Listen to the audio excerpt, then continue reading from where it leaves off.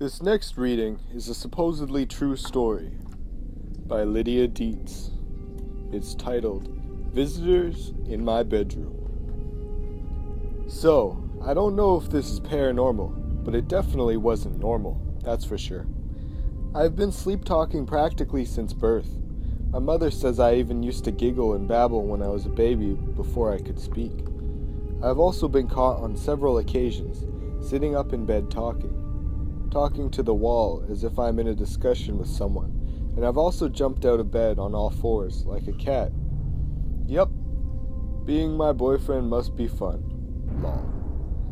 These are common, except for these two experiences I had a couple of years ago that I'm not even sure what to call. It happened twice, where I would wake and sit up in my bed and talk to something in my room. The difference is I remember all of it, and I remember what I was talking to. The first time it happened, I woke with an annoyed, agitated feeling, knowing someone was in my room and it was annoying me because I was trying to sleep. So I sat up. Kind of strangely, I would rise like a vampire. I then scanned the room feeling a bit cranky. In the opposite corner of the room, I either saw or felt, can't quite remember, that there was a dark shadow there. The room was dark and I remember squinting a lot trying to see it clearly.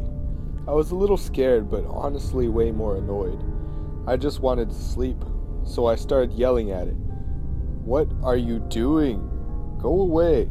Leave me alone. I'm trying to sleep.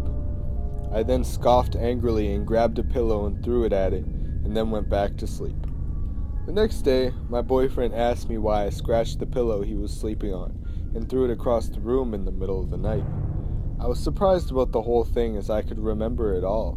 It was like I woke up in a half-awake, half-asleep state and hallucinated. Then maybe 2 weeks later it happened again, only this time it reacted to me. I woke again in very much the same way, rose like a vampire, and felt really annoyed this time. I could sense someone jumping around my room. Imagine a younger sibling sneaking into your room and playing with your things while you sleep. Like that. To my left laid my boyfriend, and on the wall next to him is a window. The room is completely dark, except for some light coming through from the street light outside. The light silhouetted our curtains, and all its folds. In front of the curtains was a silhouette of a young boy, between 7 to 10 years old, I guess. He was jumping around, waving his arms about. It reminded me of Peter Pan's shadow. So I yelled at it. What are you doing? Quit it! It then stopped what it was doing, like I seemed to have scared it. It then raised its hands to its face and shook them, a bit like a cartoon character would do when scared. I continued to yell. What are you doing? Stop! Go away! It then stepped backwards against the wall and slid to its right towards the curtains, with its back against the wall, arms flat to the wall. It tried hiding itself in the folds of the curtain, making its body as straight as possible, arms down to its sides to make itself as small and slim as possible to fit in the shadow of the fold of the curtain. I watched it shuffle in place. I felt like I couldn't see clearly. My eyes were the same as when you just wake up, so I was squinting a lot, but I could still get a sense of its outline. So I said sternly, I can still see you. I sat there for a moment, watching. After a moment, I couldn't see it anymore, but I just still felt like it was there. Feeling too tired and annoyed, I just sighed and rolled over, and fell right back to sleep. I know this was just like the last time when I actually woke up and spoke. I didn't dream it. I will add that I was under a lot of stress at the time, and my living environment wasn't great. Not long after this, I woke up in the night to see my doona raised up, like someone was standing at the end of my bed, holding it above their face, and I knew it was going to come down and strangle me. I woke up screaming, and this was the first of many night terrors. I have heard of someone who regularly wakes up to see things in their room, and they say that it's a disorder. I haven't had an experience like this since, except for my night terrors. And that is the end of the story. On to the next one, everybody.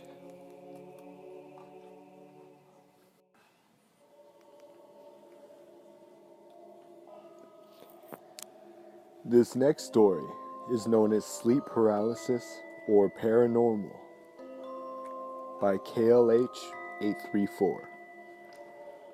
I should start by saying that I have experienced sleep paralysis before, and although I believe it is a real physical experience, I also hold the belief that sleep paralysis is caused by the paranormal, occasionally. My husband worked on a crew away from home the year I was pregnant with my son. He was there for 3 weeks at a time, and then came home for a week.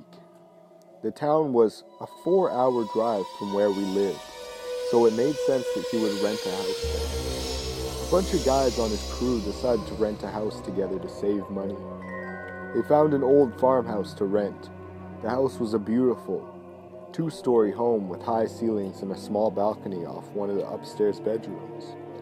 But it was quite old. I imagine it was built somewhere in the pre-Depression period, but can't be sure. Because my husband was away for so long, I would come to visit him at the house quite often. 3 other guys had bedrooms upstairs, but my husband had offered to take the bedroom just off the kitchen. The first time I visited, my husband showed me his bedroom. It was terribly creepy, having no windows and something in the wall that looked like it had been the opening to a crawl space that had been walled over. I also noticed a quartz crystal hung over the door by a piece of ribbon. I showed my husband the crystal, and he hadn't even noticed it up to that point, and started to remove it. I stopped him and told him I liked it, so he would have to keep it up. For those who are unaware of crystals, a lot of them are meant to absorb negative energy and ward off evil spirits, especially quartz. It is said when a crystal has been saturated with negative energy, it becomes clouded over. This crystal was completely clouded. When my husband went to work, I removed the crystal and put it in some salt water in the sunshine, which is meant to remove the negative energy. When I removed the crystal hours later, it was completely clear. I rehung it above the door and checked it hours later to discover it was clouded over again. This meant more negative energy was caught. I spent many hours alone in that house, just waiting for my husband and his crew to come home from work.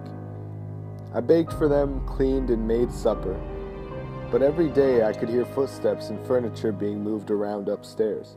Things would disappear and reappear in strange places, and I heard what sounded to me like a tennis ball being dropped from a distance and allowed to bounce along the floor. My husband tried to explain it was the furnace, but the sounds continued well into the summer. One night we were sharing our experiences in the house, and one guy, who was actually pretty quiet and serious, said matter-of-factly that the house was haunted by a dog. We all kind of laughed, but he was dead serious. He said in the early morning hours he could hear a dog panting and whining near his head, and then could feel something lay on the end of the bed. He could actually feel dog paws slung over his legs at the time, but when he looked, nothing was there. He also said on numerous occasions he felt the dog licking his hand as it was slung over the edge of the bed. He also said he could hear the dog playing with a ball and dropping it at his feet and allowing the ball to bounce until it stopped on the ground near his feet. But he couldn't see a ball or a dog. I assumed this was the ball bouncing that I had heard as well. The other guys told me similar stories about hearing footsteps and furniture moving upstairs, but when they looked, nothing was out of place. They also said they were missing items that showed up in the weirdest places as well. One day, as the job on my husband's crew was working on was nearing the end, the homeowner was showing the house to potential buyers and renters. I woke up to an empty house, but began to hear voices. The voices sounded like they were coming from outside, and I thought that the homeowner must be showing the house today. I started to get up to shut the bedroom door so I could get dressed before they came inside, but I couldn't move. I was only able to move my eyes. I kept hearing the voices, but it started to sound like they were outside, and then right beside me, and then upstairs within seconds of each other. I started to see black figures in the room with me, so I closed my eyes, naturally. A hand closed around my neck, and I couldn't breathe. I could feel something sitting on my chest. It lasted a few minutes, and suddenly, it ended as quickly as it began. I sat up, drawing in a deep breath.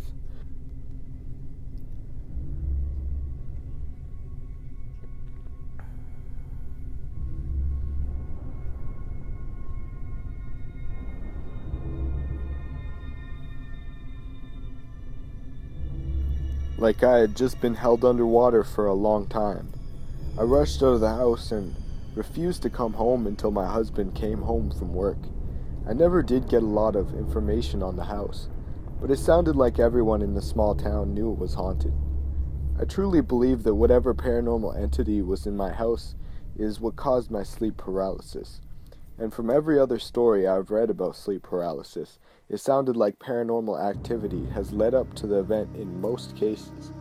Since I was pregnant at the time, it was one of the scariest things that has ever happened to me, and as I feared for myself and my unborn son, I lay awake in bed that night.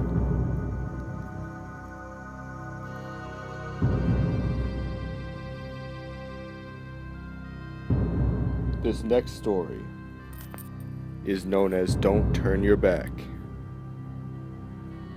At the incessant crash and rumble of the storm outside, you jolt awake, shaking off the tendrils of confusing light dozes. Your bed is positioned by the windows that you forgot to close. Slashes of lightning illuminate your untidy room. Spatters of rain fly in. You go to close it but stop, leaning halfway out, enraptured by the storm. You are overwhelmed with an almost indescribable feeling. The feeling a fierce storm brings. A churning stomach, bewildered eyes, a sense of powerlessness against this great beast that chains the sky as its own, before slinking away, defeated by the dawn that battles through the clouds.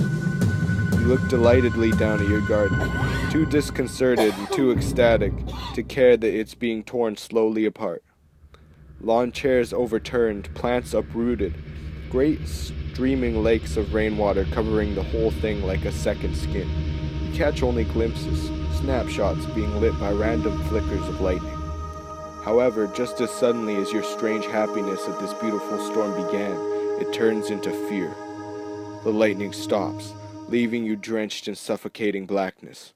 The rain, as if controlled by a dimmer switch, becomes a gentle patter on the windows. Left is the howling wind and you, and the silhouette in your garden. Half of you is absolutely certain of what you saw. Glorified for 2 or 3 seconds by lightning, a man standing there, watching you. An immaculate, murderous smile etched onto his grubby face, and in his hand was something positively glowing in the sudden light, something in the shape of a knife. Your more rational side laughs incredulously, tells you that it's impossible. It was a trick of the light. You're exhausted. For all you know, there's a scarecrow placed there for a cruel prank, but you have to know for sure. You turn away from the window and reach into the drawers by your bed, fingers fumbling for your flashlight that you keep here for emergencies or blackouts. You click it into life, letting the beam of light swoop onto the darkness, rake through the night in pursuit of your fears. There is no one. You force a laugh at yourself, but in your shaking hand the light catches something that makes your involuntary smile freeze, makes the hairs on the back of your neck creep to attention. Craning your neck, you see that your back door is wide open. It swings wildly in the wind. You are still sat completely silent, frozen and terrified, staring out your window as your bedroom door opens silently behind you. And cut to black. Well, that's the end, guys. If you enjoyed this video, sub and give a like if you enjoyed the content. If you didn't, feel free to leave criticism, and if you think I suck big black dicks, feel free to say that as well. Alright, incoming demonetization. See you guys tomorrow.